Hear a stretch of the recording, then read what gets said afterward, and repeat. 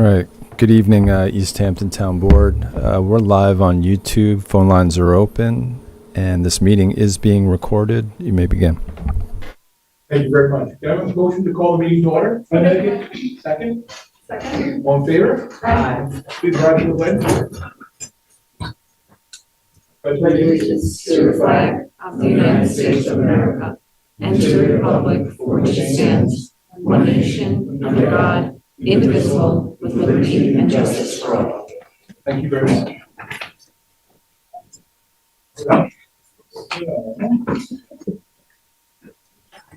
The pair is Sam is ready. You're right. More awkward. Hi, how are you? So welcome. This is our 10th repair reserve. This is our 10th.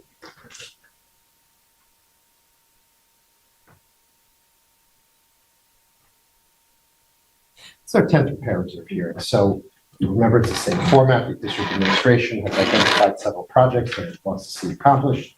We then have advertised and holding a public hearing so the board can allow themselves to be educated as to the proposed projects. And then later on, is an item in the agenda for the board to vote to appropriate the money out of the repair reserve should you wish to see those projects done. I'd be remiss if I didn't thank Greg Covell, our director of facilities, for all the work he does to help put this together. And I sure hope he's listening live because he asked me to thank him. So, all right. So repair, obviously the magic words here are worn, torn, broken, and inoperable. Board is familiar with all this. We've done this now for the 10th time. So here are our projects that we have. I'm just going to stand up here so you can see this more easily. So the first is a very expensive printer we have in the art department here in the high school. It's not functioning properly anymore, so we're looking to replace it. The second is computers. We went through this over the summer during our last repair reserve hearing. The district is in the process of trying to replace laptops, particularly that students use, that have seen better days, so we need to use some money from the repair reserve to help push that project along. The synchronized clock system here at the high school, it needs a little bit of work. Those are some clocks that they're right twice a day, but we need them to be right all the time. I thought that good. Here at the high school, some of our outdoor railings and metal covers are rusted. They're rusted through. You can see a selection of pictures here. So basically this project is going to be that the contractor is going to come, scrape off all the rust, and powder coat paint everything to get it back to looking as if it's new. The exterior sign. So let's be very clear what we're talking about here. This is the sign that is out on Long Lane. It used to be electronic. We are proposing a replacement that has no electricity whatsoever. So this is approximately what it is going to look like. The top shows approximately what it's going to look like from both angles. It does have lights on this version of it. The final version will have no lights. There will be no electricity to the sign at all.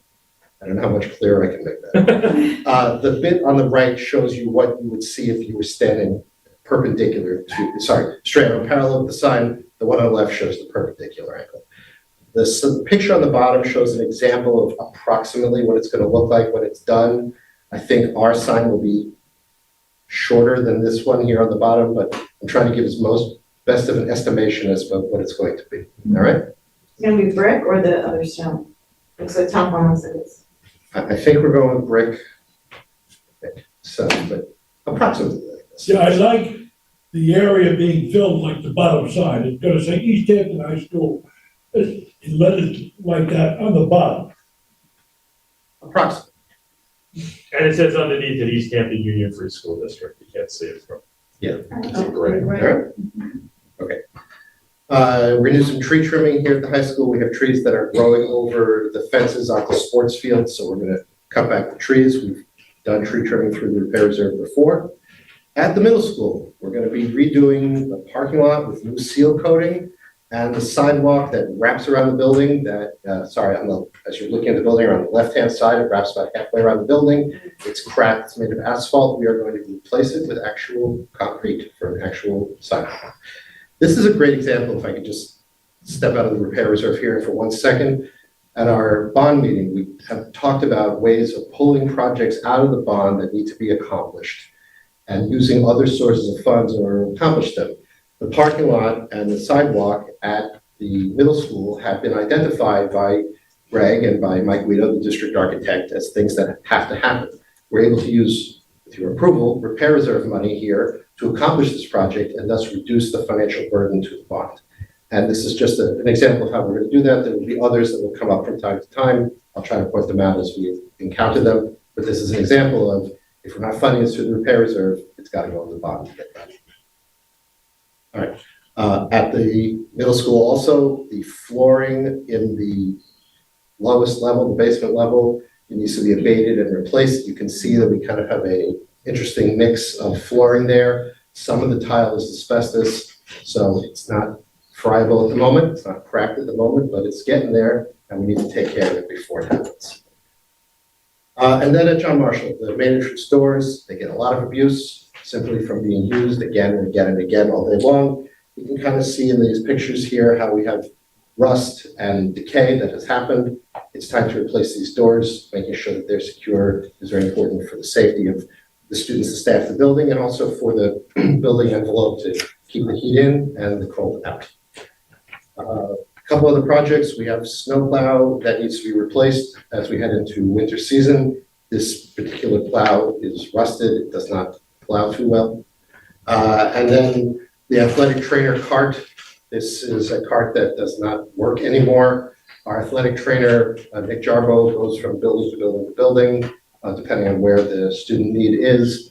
We need to get him a cart that actually works. So that's what this site is. What is going on in that? It was raining, and this is the cover that goes on it when it rains. Okay. So we're trying to, we tried to get as much life out of it as possible. But it doesn't work anymore, but that's essentially where it is. That's the repair reserve here. Okay. Yeah. Okay, so we right now have 2,720,000 in there. Yeah. What does all these projects add up to? It's on the Probably in the. It's on the agenda here, please, Bob, just 1 second. If you go into section 7 of the agenda, it's item number 7.10. We are asking you to appropriate $642,658 out of the repair reserve. So you're down to about 2.1 million. You have 2.1 million left, which is a very tidy sum for us to continue to work these projects. As we've discussed before, there's no doubt allowing us to do repairs before things become more major projects, more expensive, is overall savings to the taxpayer. The doors at John Marshall are a perfect example of that. You could certainly continue to allow them to be, but the rot is only going to continue to grow, the needs only continue to grow, and the cost will only continue to go up. All right? It's worse, we don't fix it. Yeah. Are there any other? Yeah, we're in a much better place since we've had this repair reserve, Are these estimated prices or you have these bids? These are the solid prices. And whatever is left over, because Greg and I try to bring these projects in under budget, whatever gets left over, whatever is left over gets refunded to the repair reserve. In fact, I think there is an item on the agenda tonight. It's probably item It's 711. 711, yeah. So you can see we brought the project in. I mean, it's a small sum, $2,700, but that money gets rolled back into the repair reserve, so it can be appropriated again for future use. Yeah, so we'll still have at least $6 million in that. No, there'll be $2.1 million in there. The voters authorized a fund of up to $7.5 million. Okay, There's about 2.7 in it right now. The rest of it will come in the future as there's money left over at the end of each. so there's school year. 2.7 and we're spending about 640,000. Yeah, exactly. Once we approve it, you can get moving, do this? We're ready to go. Good. So, yeah. All right. Any other repair reserve questions? I just want to change gears real quick, but I think you need to maybe close the hearing first.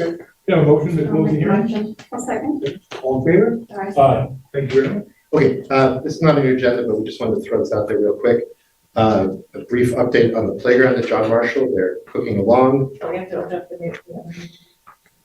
How are you? We're reminding you to repair reserve. Yeah, we're good. Okay. We should. Karen and Greg were inspecting things today. Adam thought that we could just share this with you. So the new concrete is down. This tree was pre-existing, and as it was designed, as the project was designed with Mike Guido, The concrete is poured in a circular shape around the tree. There are going to be benches that line the outside of that circular area, so there's places for people to sit. That's circular walkway around existing tree. There's a pathway that goes from the building. It's a new concrete pathway that goes right from the building onto the playground. You can see they've poured the concrete. It looks really good. Under that concrete and elsewhere in the playground is conduit that was buried. You recall that as part of the design, we required conduit to allow us to have security cameras on the playground, which we previously did not have very good angles or non-existent security, certainly dark areas. And for an AED device that's going in a separate part of the property, but the conduit has all been put in place. It's already been covered over. The lines are going to be strung through. It's working out really well. This is another area of the playground. There's going to be picnic tables that are going to go in this area, so kids will be able to sit if they want to read a book, if they want to chat with their friends during recess time. The swings are really exciting. So everywhere where you see dirt is going to be poured in place rubber safety surface. And I'm sorry that the shadow is here, but you can see the black poles, particularly on the left-hand pic photo. That's going to be the fence that surrounds the swing set. So when kids are walking, previously they walk by the swing set and get clonked in the head with somebody who's swinging. That's not going to happen anymore because we're going to have the fence around it. And you can see they've started to put the swing set crossbar, what are we calling that? Gantry in place, so you can see that it's already there.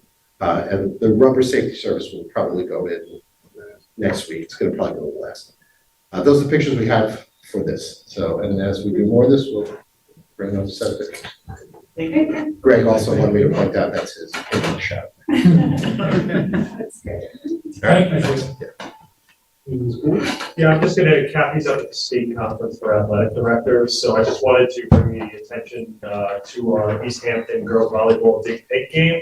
I received an email and Kathy sent me something in addition, but I'm gonna read the email received. JV girls and varsity girls volleyball did raise a lot of money for the Side Out Foundation's Big Pink Initiative, $21,400. They also raised over $1,000 at their bake sale and T-shirt sale.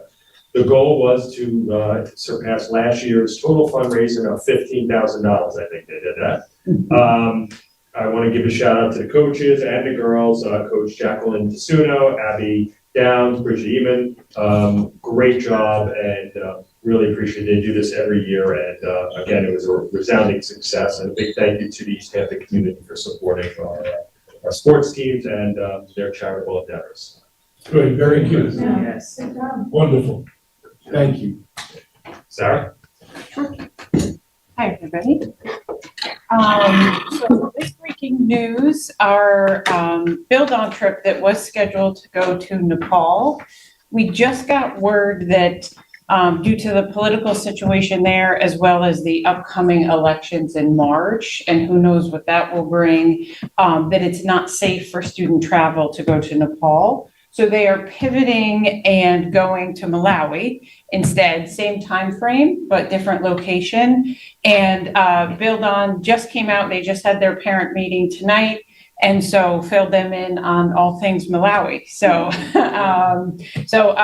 they'll still have the same incredible experience that we hear about every year, you know, just a different location. So just wanted to update you on that, as your original approval was for Nepal, but now it's for. I suggested that Sarah just do this. I didn't want to put a motion. I think you guys know the Build On trip, how great it is, and I think you guys felt you'd be okay with. Yeah, we want to start with Sarah's pretty on top of this. Okay. Yeah, great. Okay, perfect. So I'll let them know that's a go. Our PSAT day, our 10th and 11th graders took the PSAT. We split it up into 2 days, and the flip side of our students taking the PSAT, our students had a assembly where we had people from Generation SOS, which is a group that is committed to substance abuse education. And in light of our student tragedy last year that involved in some way substances, we are trying to make a conscious effort just to address that in any way possible. So this assembly involved recovering addicts coming and talking about their firsthand experience, which was, we're very grateful for them for their willingness and their guts to share their story with our students, and hopefully another level of prevention and just awareness and how that goes hand in hand with mental health. So that was the flip side of PSATs, the days that they weren't taking the test. And that was all grades 9 through 12 sat for the assembly. And of course, just our 10th and 11th graders did the PSAT. Next week, we have parent conferences coming up from 4 to 6. So on Tuesday and Wednesday from 4 to 6. So a great opportunity for parents to get their academic progress of their child. So please, if you're available, please come to parent-teacher conferences if you're listening, all of our callers. And super exciting news that you may have heard of, because this is now the second round. We have 2 students and Mr. Fromm and Dr. Revito, currently in Des Moines, Iowa. Our 2 students, Ginger Griffin and Sophie Lancashire, are competing in the World Food Prize. And this is the second round of Cornell that they competed last year. So now we had 2 students make it to the next level of the World Food Prize. And at this level, which is so exciting, they are now presenting in front of ag companies, chemical companies for potential internships and jobs down the road. In fact, my uncle, side note, worked for one of these big companies and remembers going as a rep from his company to the World Food Prize and saying, how many opportunities it could provide for our students. So this is our first time we've had students make it in the past, but this is the first time we have had our current seniors go. So we're really eager to hear, and I'll fill you in when they come back, how it went. Yeah. Great, thank you. That's it.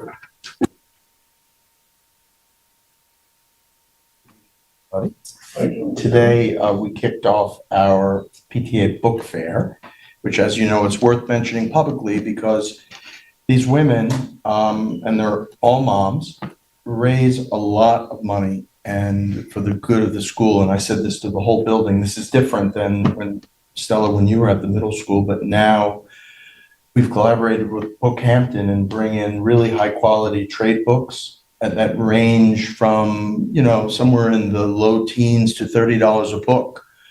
And every middle schooler is able to choose one text from the choices that are out there. So our librarian, Mrs. Merigliano, collaborates with Bookhampton to choose books that would be appropriate for middle schoolers. And then the library gets set up like it reminds me of the new Barnes & Noble in Bridgehampton. It's very different than the Scholastic Book Fair and just very cool. And the fact that every child gets to choose one, I think, is wonderful, but that doesn't happen by itself. So these folks work very hard, and people raise money. They raise money. They also put out a link for them, and people are able to donate, or who can. And it's really spectacular. Also, students can still buy books. So if parents give their kids money to come to school for the fair, you can still purchase books. And then Bookhampton, thankfully, gives back 20% of those sales to the PTA. So it also becomes a nice fundraiser for the PTA. But I did want to acknowledge that again, because I think it's important. And that started today, and that's staffed by the PTA volunteers today, tomorrow, and Thursday. What's the time that the kids go? It goes on all day, so they can come in during their free periods. They come in during cafeteria, but they are also escorted by their ELA teachers, where they get a little orientation to what's there. It's at the middle school in our library. Sorry, I didn't say that. But the books all come from Bookhampton. Great. And then our clubs have been going really strong. 2 weeks ago, our student association and our Surfrider all gathered up at the beach, and they did actually at the harbor, and did an oyster seeding. We had 34 students there, which is amazing. the numbers that we're getting for the activities are really wonderful. In fact, I should have said it when Rob Thoreau, our orchestra teacher, was here a couple weeks ago. But next time I'll bring a photo and have Luke post it for everybody. The numbers for the orchestra have been phenomenal. So you saw the small chamber group, but as compared to years ago, I didn't want to say this because I think it would embarrass him, but it's really praise to him.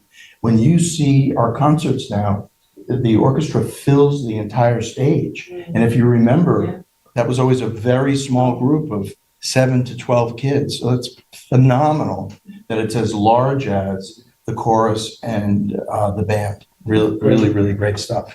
And then one other good news that was in the paper. This is for our Do Good, Be Good Club. You know, they have the largest clam contest. Yeah. So there was a shout out in here to our new Do Good, Be Good. The lines were long for the raw bar, Manhattan and New England style clam chowder and other refreshments, and volunteers from the East Hampton Middle School's Do Good, Be Good Club kept the proceedings moving smoothly. So they were helping out with, sort of the back of house stuff. But that's good to see and a good service opportunity for middle schoolers because, as you know, those are few and far between. it's hard to find Yeah. quality. I would imagine David Catalano, our teacher, is very involved with that group. Is he the? David Cataletto is the advisor, so he's the perfect But he's person also for very it. involved with the website. And he's a trustee.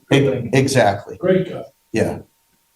Agreed. All right, thank you. Just curious. Lifeguard. And probably a swimmer, I would guess. Hi, good evening, everyone. I thought I'd share that for the first time this year, we are collaborating with the Family Service League's Education Department to offer a workshop series in parenting. We have 3 workshops planned, really targeting pre-K and kindergarten families, and we're trying something different. Our first workshop is tomorrow, and we're doing it at 1 o'clock in the afternoon with the hope that families who come to pick up their children from pre-K at 2:15 will come a little earlier, see the workshop, and then, pick up their child. So the first 2 we're doing at this 1 o'clock time, and we'll see if we did have, I believe, 10 RSVP. Yes, I sent out another blast today. So, hopefully that might be a better time to get some turnout. It's very hard to get families to come out. And I understand as a parent that it's hard at the end of a workday. So we're going to give this a shot. We have 2 daytime workshops, and then we'll do 1 evening workshop later in the year. So we'll be able to gauge attendance doing it, at 2 different times. Tomorrow night's workshop is tomorrow afternoon's workshop dealing with disobedience. And then next Wednesday, the 29th, it's developing good bedtime routines. So we're hoping that Family Services. I might have If that's okay. Sorry. No, it's all good. And they're bringing out 2 educators tomorrow, so they will be delivering the workshop in both English and Spanish for our families. So I will follow up on that. We're hoping that that's a success. Friday the 31st, our annual Halloween parade at 2:30 p.m. It's our nice little walk just from John Marshall to Eleanor Whitmore and back. And then it's just right around the corner, our Veterans Day celebration. I hope if you have not yet received the invitation, that's on Friday, November 7th. And our clubs are also up and running. Homework Club just started this week. So our grades 3 through 5 participating in Homework Club. And more to come throughout the year on the clubs happening at John Marshall. Kevin, explain the difference between Homework Club and Project Most. So Homework Club is a 1-hour club where Project Most parents can opt to have their children there until 6 p.m. So it's for only third, fourth, and fifth graders for Homework Club. Project Most is pre-K through 5. Right.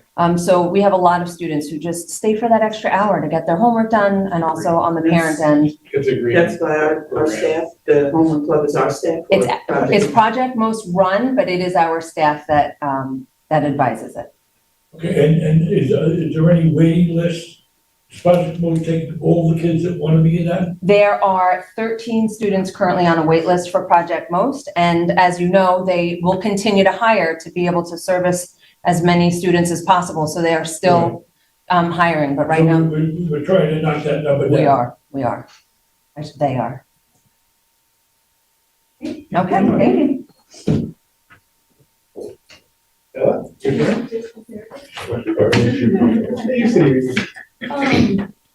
So the first thing was the college fair. It went really nice, and I think it struck up a lot of inspiration for which colleges to apply to, and all the grades can visit. But it is more encouraged for juniors and seniors since we are thinking about it. And just the college process in general. As a senior, I think I can talk a little bit about it, but I told Miss Smith a lot of us are kind of on the struggle bus right now. And the October 15th deadline was a big thing. The next one is the November 1st one for early decision and early action. And it's a stressful time. We all need to figure out our essays, supplementals, choosing our majors. We have to kind of figure out what we want to do in our lives. A lot of us have to think about finances if we want to be able to spend the money, if we can spend the money for school. So it's stressful, but it's really exciting. So I think that's kind of what all the students are feeling right now. We have the health fair on November 6th from 4 to 6. It's under Miss Coach Santa or Miss Santa's guidance. It's a student-run initiative, and it's the first time we're doing it, so it's really exciting. The whole community is invited, so all ages. And it's gonna have like the ARF and pup truck, the East Hampton Healthcare Foundation. It's gonna have some mental health services, the retreat, and it's just gonna be a day to tune in with yourself and relax. And then for Stuco, we're gonna be hosting the trunk or treat on Friday, this upcoming Friday from 4 to 6. And the new thing this year is the movie night. We're gonna be playing Hocus Pocus. So it's gonna be $5 for trunk or treat, $10 for the movie, and $12 for both. The trunk or treat, it's gonna be students who have cars. We're gonna decorate our cars, and kids can trick or treat. And we're gonna have a lot of games. It's gonna be a good community service opportunity. And I just confirmed right after school today, we're gonna have a donation from Regal for popcorn. So that's really nice. That's cool. Stella, are all of the seniors getting enough support while they're feeling super stressed? Or is everyone good? Yeah, I think the college, like the counseling department has been really, really nice. And with first and ninth period, it's free to any college help. So it's definitely a lot of weight that's lifted to be able to just walk in and have help. So it's nice. You're almost done. Yeah. With that part of it, with that part of it. Okay, public comment. Anybody here who has public comment? Joey, do you have anybody with a public comment on the phone line? We have no callers on the line. Thank you very much. Okay, can I have a motion to accept the consent agenda? Make a motion. Second, all in favor? Opposed? Carried. So we're going to the superintendent's report and recommendations. And item number 1, be resolved, recommended the board approve the instructional appointment of Jessica Thomas to the position of teaching assistant. Have a motion? Make a motion. Second? Discussion? All in favor? Aye. Any opposed? Number 2, recommend the board approve the contractual appointment of Sabrina Betty, the position of an instructional permanent substitute. Have a motion? I'll make a motion. Second. Discussion? I think we're actually getting ahead of it. So where is she working with? I think John Marshall, right? John Marshall, yep. All in favor? Aye. Any opposed? Recommend the board approve the non-instructional appointment of Immaculata Castro Martin to the provisional position of office assistant, Spanish speaking. Have a motion? Make a motion. Second. Any discussion? All replacements. All in favor? Aye. Any opposed? I recommend the board approve the non-instructional appointment of Barbara Clark, the provisional term appointed as office assistant commencing October 27th, 2025. Can I have a motion? Make a motion. Second? Discussion, we're in the same boat? All in favor? Aye. Any opposed? 5, recommend the board approve the non-instructional appointment of Maria Carmen Wanda to the position of school bus driver, I have a motion? Okay. Make a motion. Second. Discussion, never have enough bus drivers, so. Our training program. This is our training program. Yes. Great, That's great. Good job, Yeah. Ed.